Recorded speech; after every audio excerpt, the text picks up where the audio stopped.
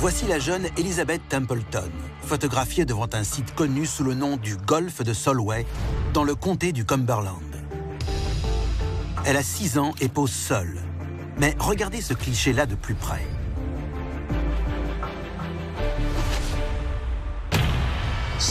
Certains y voient une silhouette extraterrestre apparaissant sur le négatif. Dans cet épisode, vous allez voir ce qui pourrait être la première photographie d'un extraterrestre. Découvrez une incroyable histoire qui serait le point de départ de rencontres extraterrestres à travers le monde. Rencontrez les vrais Men in Black. Ces gens n'ont peut-être même pas été des humains. Et pénétrez au cœur d'une guerre interplanétaire pour l'arme la plus puissante de notre planète. Vous n'avez jamais rien entendu de pareil. Alien Files. Découvrez le mystère de l'homme de l'espace du Cumberland.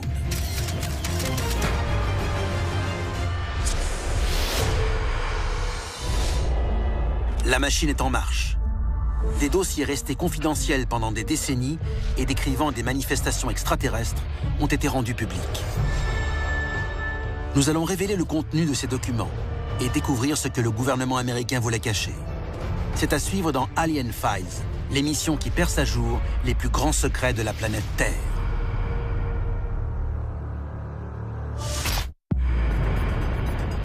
L'hiver nucléaire. Les plantes ont disparu de la planète. L'eau s'est changée en acide. L'humanité a péri, victime de ses propres armes dévastatrices. Voici le futur qu'envisagent les théoriciens de la vie extraterrestre pour la planète. Un destin qui aurait pu se décider il y a des décennies par un être mystérieux à un endroit totalement improbable. La ville de Carlisle, au Royaume-Uni. Cette communauté calme et ouvrière se trouve non loin de la frontière entre l'Angleterre et l'Écosse. Nous sommes en mai 1964 et 4 jeunes garçons de Liverpool, à une centaine de kilomètres de là, sont en train de conquérir le monde. Un samedi après-midi, un pompier local, Jim Templeton, emmène sa femme et sa fille Elizabeth en promenade dans un parc non loin d'une crique appelée le golfe de Solway. En randonnée, il s'arrête dans une clairière pour prendre quelques photos. Mais ce qu'il va photographier pourrait bien être le premier cliché d'un extraterrestre. En se dirigeant vers la clairière, Jim Templeton ne remarque rien qui sorte de l'ordinaire, si ce n'est l'agitation des vaches et des moutons. Tous les troupeaux semblaient effrayés. Mais par quoi? La jeune fille pose avec un petit bouquet devant son père. Une semaine plus tard, Jim récupère les clichés développés au magasin. Le résultat fait froid dans le dos. Jim Templeton a pris une série de 3 photos de sa fille à l'aide d'un appareil à lentille unique. Sur 2 de ces photos, rien d'anormal. Mais sur la 3e photo, on peut voir en arrière-plan un étrange personnage vêtu de blanc, portant une sorte de combinaison spatiale et un casque. Cette photo est publiée dans le journal local et fait sensation sur le plan international. Le monde entier identifie cette silhouette comme un être ne venant pas de notre planète. Il sera bientôt connu comme l'homme de l'espace du Cumberland.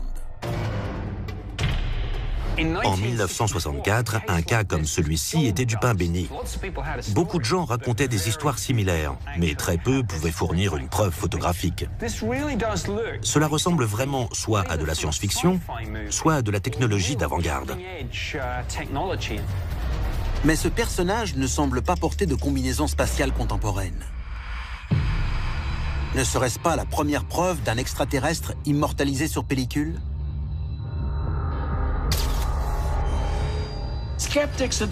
Les sceptiques ont dit que cette créature était en fait un apiculteur, avec son masque grillagé et toutes ses protections. Si Jim Templeton a effectivement pris ces photos en rafale, comment l'apiculteur pourrait-il apparaître sur le 2e cliché, mais pas sur le premier, ni sur le dernier? Ça n'a aucun sens. Aujourd'hui, nous avons l'habitude de facilement retoucher une photo à l'aide d'outils informatiques. En 1964, c'est une autre histoire. On a posé la question aux dirigeants du laboratoire photo qui avait fabriqué la pellicule. Est-ce un artifice? Après analyse, ils déclarèrent n'avoir trouvé aucune preuve de trucage sur cette photographie. En fait, cette image est tellement étrange, tellement incroyable, que le laboratoire offre des pellicules à vie à quiconque pourrait démystifier ou expliquer cette photographie. La récompense n'a jamais été réclamée. Mais si ce personnage était en fait un extraterrestre, que faisait-il au milieu de cette clairière ce jour-là? Et quelles conséquences cela peut-il avoir pour notre planète? La réponse pourrait nous révéler la véritable identité de l'homme de l'espace du Cumberland. Et tout cela commence avec la visite des Men in Black. En 1964, l'Anglais Jim Templeton photographie une silhouette que le monde entier va appeler l'homme de l'espace du Cumberland. Cela va déclencher une tempête médiatique quant à la présence hypothétique d'extraterrestres sur Terre. Et le prochain indice sur l'identité de l'homme de l'espace du Cumberland prendra la forme d'une inquiétante visite, celle des deux personnages les plus effrayants de l'histoire des ovnis. Dossier déclassifié, les Men in Black. Peu de temps après cet incident, Jim Templeton a reçu la visite de deux hommes. Ils se sont présentés comme agents du gouvernement et l'ont questionné sur ce qui s'était passé. Ces deux individus portaient des costumes noirs très élégants. Mais surtout, ils s'appelaient entre eux par des numéros. Tout cela lui a paru très étrange. Plus tard, Jim Templeton se rappellera d'eux comme des êtres étranges et sinistres. Les deux hommes lui demandent de les conduire sur le site où la photographie a été prise. Ils se sont rendus à la clairière pour qu'ils puissent leur montrer où le cliché avait été pris. Comme si les deux hommes voulaient enquêter sur ce qui s'était passé. Mais quand Templeton leur a demandé leur carte officielle, on lui a répondu « Nous travaillons pour le gouvernement de Sa Majesté ». Alors qu'ils se trouvent sur le site, les agents demandent à Templeton où il se tenait exactement et où était précisément assise sa fille pour la photo. Ils lui posent alors une étonnante et troublante question. Ils veulent savoir où Jim a aperçu le second homme de l'espace. Mais Templeton n'en a jamais vu un deuxième. Lorsque Jim insiste en leur disant qu'il n'y en avait qu'un, le comportement des agents devient étrange et agressif. Pourquoi ces questions à propos d'un deuxième spationaute? Savait-il quelque chose que Templeton ignorait? Les soupçons de Jim deviennent de plus en plus présents. Plusieurs choses le dérangent. Le fait qu'ils lui ont parlé d'un deuxième spationaute qu'il n'avait jamais mentionné, qu'ils ne lui ont pas montré de carte officielle et qu'ils ont voulu l'intimider en le poussant à garder toute cette histoire pour lui. Templeton a refusé de leur dire quoi que ce soit de plus. Jim ne voulant plus coopérer, les deux hommes quittèrent purement et simplement les lieux. Le ministère de la Défense britannique dément toute implication dans cette affaire. Mais les confrontations avec ces étranges personnages ne se limitent pas au Royaume-Uni. L'interrogatoire de Jim Templeton est étrangement similaire aux personnages qui rendent publiques leurs rencontres avec des entités extraterrestres. Dans le passé, de nombreux témoignages d'ovnis ont été suivis de la visite de ces étranges créatures, vêtues de noir, interrogeant et exhortant les témoins à ne parler à personne de ces affaires. Ces inquiétants personnages ont été appelés les Men in Black. Ces étranges enquêteurs qui ont interrogé Templeton seraient-ils les vrais Men in Black? Tout ce qui est arrivé à Templeton rappelle étrangement d'autres rencontres décrites avec les Men in Black. Ils se déplacent habituellement par groupes de 2 ou 3 et sont vêtus de noir. Ils ont souvent de grands yeux et ils sont très agressifs à l'égard des témoins de rencontres extraterrestres. Et les coïncidences ne s'arrêtent pas là. Toutes les rencontres avérées avec les Men in Black ces 60 dernières années se font dans les jours qui suivent les visites d'OVNI. Mais comment savaient-ils où Templeton vivait? Ces hommes connaissent beaucoup de détails concernant les gens qu'ils interrogent, comme s'ils les surveillaient. Cela renforce la théorie selon laquelle ces hommes font partie d'une section d'élite gouvernementale, des hommes chargés de contrôler la diffusion de secrets extraterrestres auprès du grand public. Selon des documents gouvernementaux comme le projet Planète Bleue, ces Men in Black sont une faction de l'armée de l'air, connue sous le nom de Delta Team. L'unique but de ce groupe est de faire disparaître toutes les informations concernant les ovnis. Mais aucune agence gouvernementale n'a jamais confirmé leur existence. La description qu'a faite Templeton ne correspond pas tellement à celle d'agents gouvernementaux.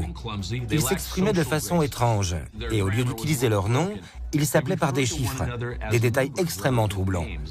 Mais si ce ne sont pas des agents, qui sont-ils?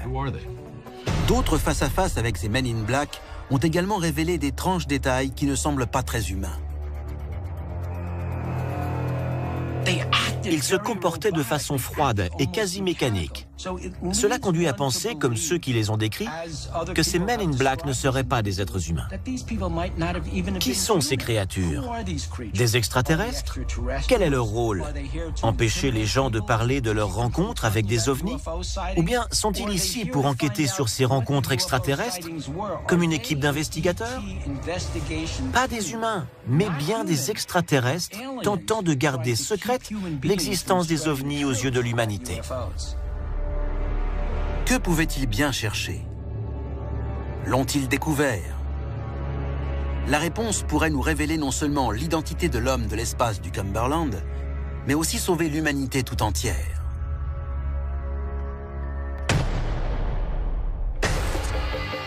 Qui peut bien être ce mystérieux personnage connu comme l'homme de l'espace du Cumberland? Était-il vraiment seul? Un début de réponse nous est révélé de l'autre côté de la planète, à Woomera, en Australie. Les essais du premier missile balistique anglais, le Blue Streak, ont été effectués à Woomera. Le missile Blue Streak a été conçu par l'Angleterre comme une arme de dissuasion nucléaire durant la guerre froide. Le programme développant le missile Blue Streak était sans aucun doute d'une importance capitale pour le gouvernement britannique. La mise à feu du premier test est un moment crucial. Elle est prévue le 24 mai 1964. L'équipe au sol s'y est préparée de longs mois durant. Mais lors du compte à rebours, l'impensable se produit. Le lancement est stoppé. La raison invoquée est la suivante. 2 personnes inconnues sont apparues sur la plateforme de lancement. Une prétendue vidéo montrait, entre guillemets, 2 spationautes en combinaison blanche se déplaçant autour de la plateforme de lancement du missile britannique. Maintenant, ce qui est très troublant, c'est que ces 2 individus ressemblaient étrangement à l'homme de l'espace de Cumberland. Templeton lui-même déclara que ces créatures décrites dans cette vidéo étaient quasiment les mêmes que celles prises sur sa photo.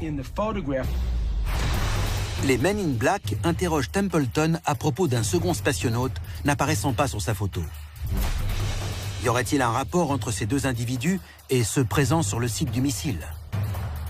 Pour quelle raison ces créatures, en supposant qu'elles aient bien été là, auraient-elles perturbé le lancement d'un missile test ultra confidentiel? Quel était leur objectif?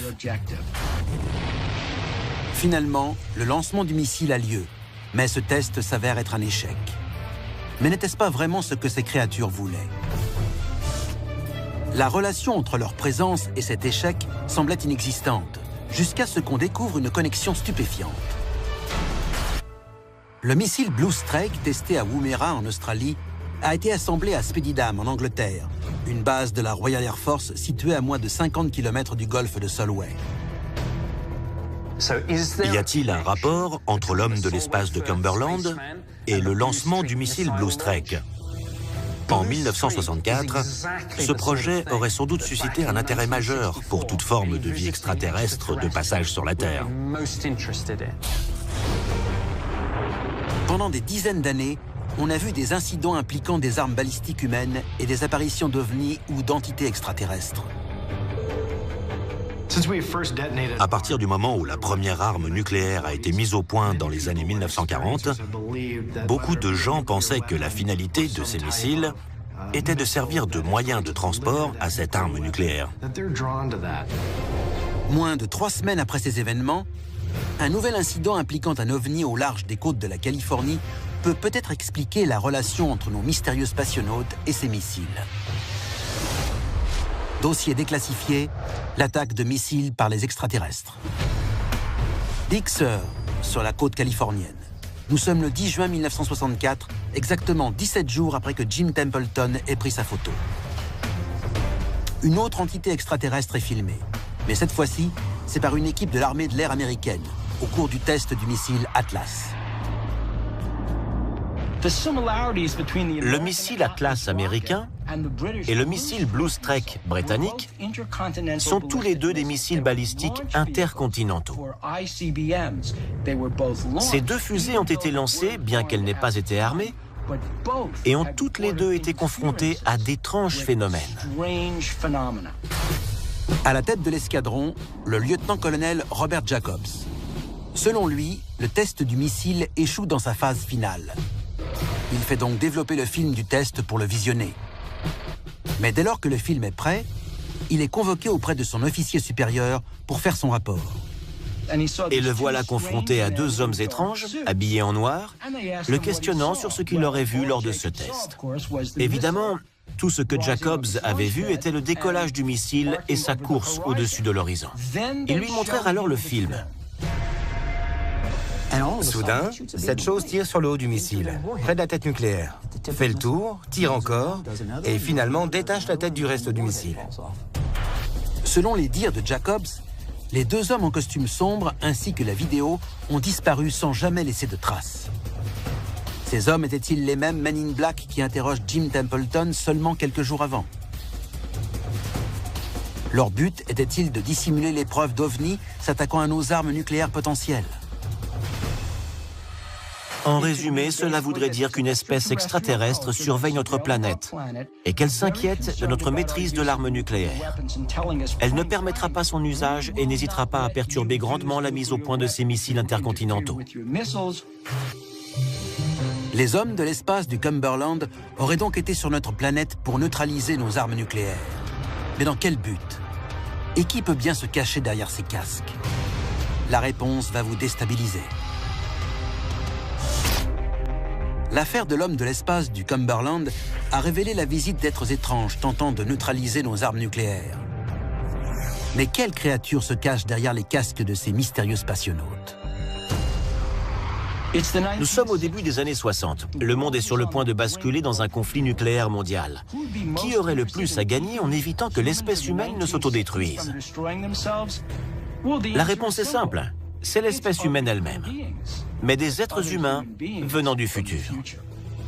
Se pourrait-il que ces spationautes aient été des humains venus du futur afin d'éviter une extermination nucléaire? Si nous mettions au point le voyage dans le temps, ne serait-ce pas pour corriger nos erreurs du passé? Si tout cela est vrai, nous pourrions avoir été sauvés d'une apocalypse que nous aurions nous-mêmes créée. Notre existence même serait donc due à l'homme de l'espace du Cumberland.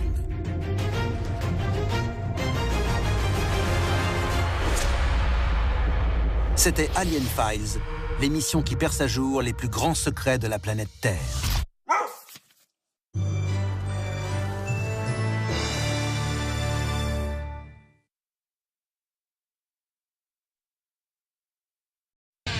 Voici la jeune Elizabeth Templeton, photographiée devant un site connu sous le nom du golfe de Solway, dans le comté du Cumberland. Elle a 6 ans et pose seule. Mais regardez ce cliché-là de plus près.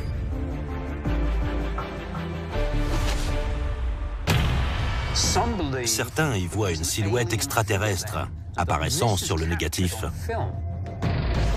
Dans cet épisode, vous allez voir ce qui pourrait être la première photographie d'un extraterrestre.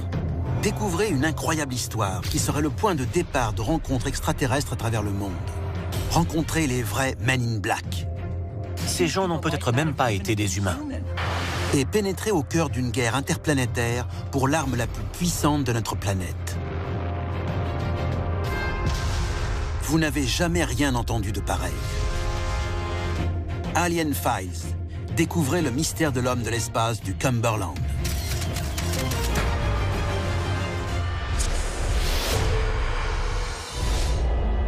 La machine est en marche. Des dossiers restés confidentiels pendant des décennies et décrivant des manifestations extraterrestres ont été rendus publics. Nous allons révéler le contenu de ces documents et découvrir ce que le gouvernement américain voulait cacher. C'est à suivre dans Alien Files, l'émission qui perce à jour les plus grands secrets de la planète Terre.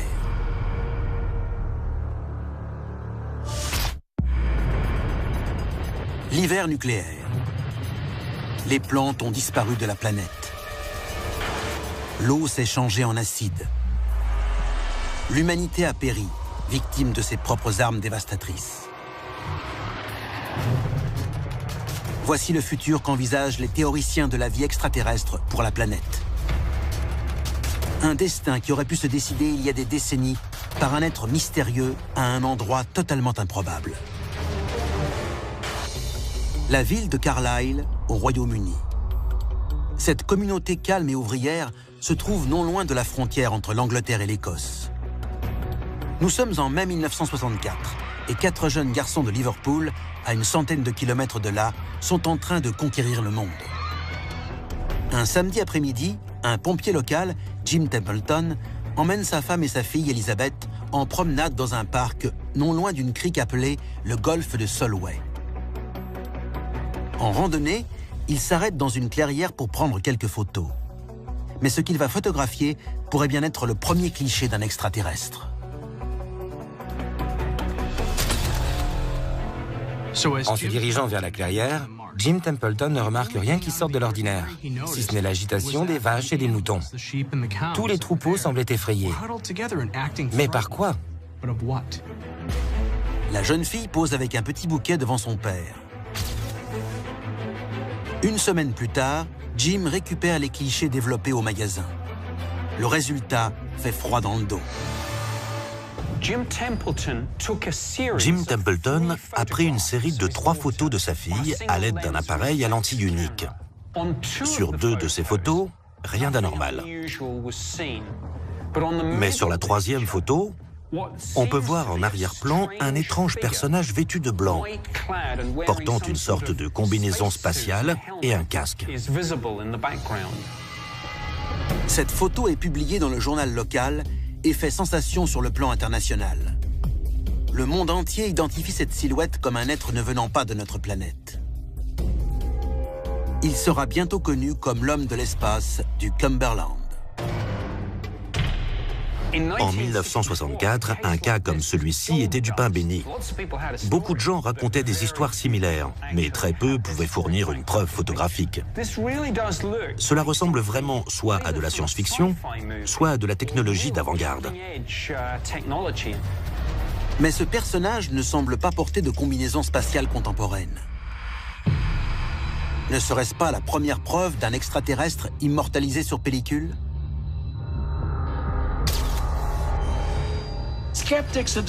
Les sceptiques ont dit que cette créature était en fait un apiculteur, avec son masque grillagé et toutes ses protections. Si Jim Templeton a effectivement pris ces photos en rafale, comment l'apiculteur pourrait-il apparaître sur le 2e cliché, mais pas sur le premier ni sur le dernier? Ça n'a aucun sens. Aujourd'hui, nous avons l'habitude de facilement retoucher une photo à l'aide d'outils informatiques. En 1964, c'est une autre histoire. On a posé la question aux dirigeants du laboratoire photo qui avait fabriqué la pellicule. Est-ce un artifice? Après analyse, ils déclarèrent n'avoir trouvé aucune preuve de trucage sur cette photographie. En fait, cette image est tellement étrange, tellement incroyable, que le laboratoire offre des pellicules à vie à quiconque pourrait démystifier ou expliquer cette photographie. La récompense n'a jamais été réclamée. Mais si ce personnage